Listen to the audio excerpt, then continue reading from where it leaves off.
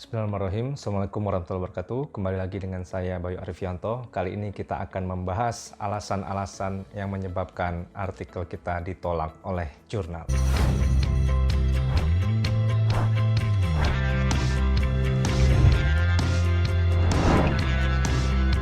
Sebelumnya, bagi Anda yang belum subscribe, silahkan subscribe channel Bayu Arifianto dan jangan lupa juga nyalakan tombol notifikasi untuk mendapatkan update video-video terbaru tentang penelitian, publikasi, dan juga academic activities di channel Bayu Arifianto.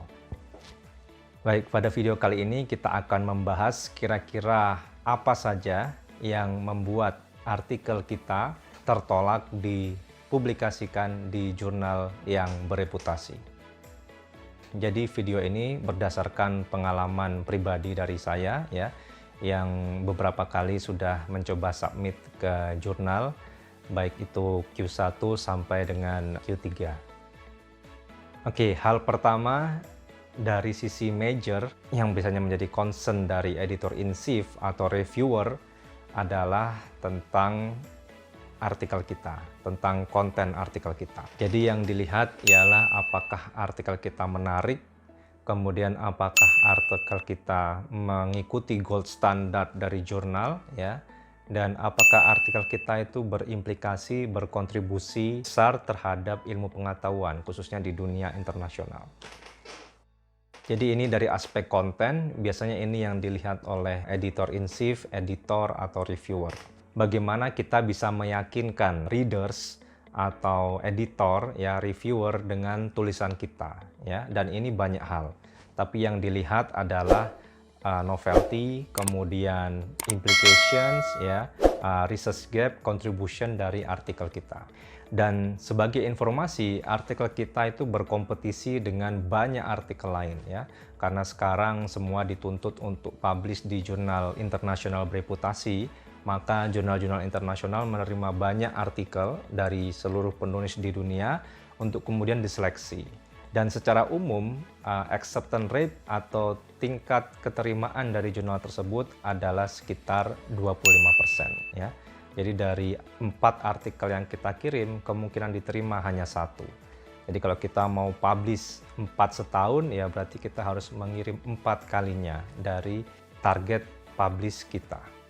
Kemudian hal lain yang dilihat oleh editor dan juga reviewer ialah knowledge kita dengan topik yang kita teliti ya. Hal ini tentunya terkait dengan teori yang kita cited, penelitian terdahulu, sedalam mana kita sudah menggalinya ya. Ini kebanyakan akan ditanyakan, dilihat oleh reviewer. Hal berikutnya lain ialah data kita ya. Sejauh mana data kita merepresentasikan jurnal internasional ya, apakah data kita global ya, kalaupun data kita lokal apa dampaknya untuk internasional ya. Jadi tidak harus kita memakai cross country atau data beberapa negara untuk meyakinkan editor atau reviewer bahwa artikel kita layak untuk masuk ke jurnal internasional bereputasi. Dengan data lokal pun kita juga bisa meyakinkan asalkan artikel kita berkontribusi terhadap readers internasional. Ada sesuatu yang menarik, ada sesuatu yang bermanfaat, yang itu bisa menjadi knowledge bagi peneliti internasional. Kemudian hal yang lain ialah artikel kita harus fokus, artikel kita harus secara khusus menjawab research question yang kita angkat di topik penelitian kita. Nah, ini juga yang menjadi perhatian dari editor ya. Dan juga tentunya data, kemudian running data, ya, proses estimasi hasil dan lain sebagainya tentunya itu harus valid ya, dan juga harus diikuti dengan robustness test. Jadi untuk merangkum apa saja yang dilihat oleh editor-in-chief atau reviewer dari konten artikel kita, yang pertama ialah dari sisi novelty, kemudian dari sisi implikasi, dari sisi kontribusi, dan artikel kita kekinian atau tidak dengan tema-tema yang saat ini. Kemudian yang kedua yaitu terkait dengan knowledge kita dari topik yang kita teliti ya, sedalam apa ya, sefaham apa kita dari topik kita ya. Dan ini terkait dengan literatur review Intinya kita harus merefer ke teori-teori yang sangat dasar, ya, teori yang itu relevan, dan artikel terdahulu yang publish di jurnal bereputasi juga. Kemudian yang ketiga terkait dengan data, terkait dengan method. Nah, bagaimana supaya data kita, ya, ruang lingkup data kita itu bisa menjadi bermanfaat bagi readers internasional. Sekali lagi, tidak harus memakai data dari banyak negara atau cross country, ya, tapi data lokal pun bisa kalau kita bisa mengolahnya dengan baik. Kemudian yang keempat tadi ialah bagaimana artikel kita bisa fokus kepada beberapa research question yang ada pada penelitian kita. Jangan kemana-mana, ya, kita usahakan untuk fokus kepada research question kita. Itu 4 hal secara konten.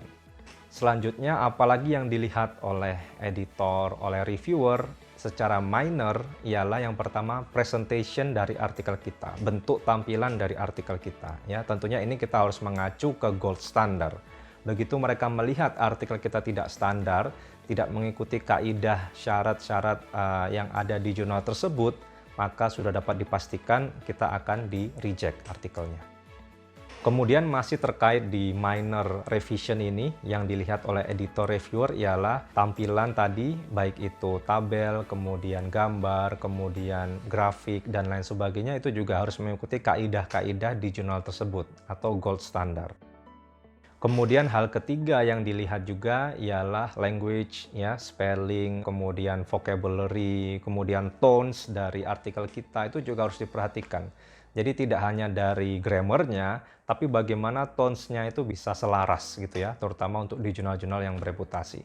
Kadang juga kita sudah submit ke proofreader, ya, sudah mendapatkan hasil, itu pun tetap dikomentari terkait dengan grammar dan juga bahasa. Ini tetap kita harus polish lagi sehingga bahasanya, sehingga flow dari penulisan kita bisa smooth dan dengan mudah dipahami oleh pembaca. Kemudian hal yang keempat ialah terkait referensi, ya, format referensi, bagaimana kita menampilkannya, itu juga harus mengikuti gold standard, ya. Ini hal-hal minor yang dilihat oleh editor dan juga reviewer. Jadi apa saja tadi 4 hal minor yang dilihat? Yang pertama, presentation artikel kita secara umum, apakah mengikuti kaidah jurnalnya atau gold standard atau tidak. Yang kedua tentang tampilan gambar, tampilan tabel, tampilan grafik, ya, tampilan heading, subheading, judul, abstrak, dan lain sebagainya, itu juga harus mengikuti gold standard. Kemudian yang ketiga dari language, spellingnya, formatnya, grammarnya, ya, tones-nya, flow-nya, itu juga harus mengikuti gold standard dari jurnal yang sudah ada. Kemudian yang terakhir terkait dengan penulisan referensi, ya, ini juga harus mengikuti gold standard dari jurnal yang bereputasi.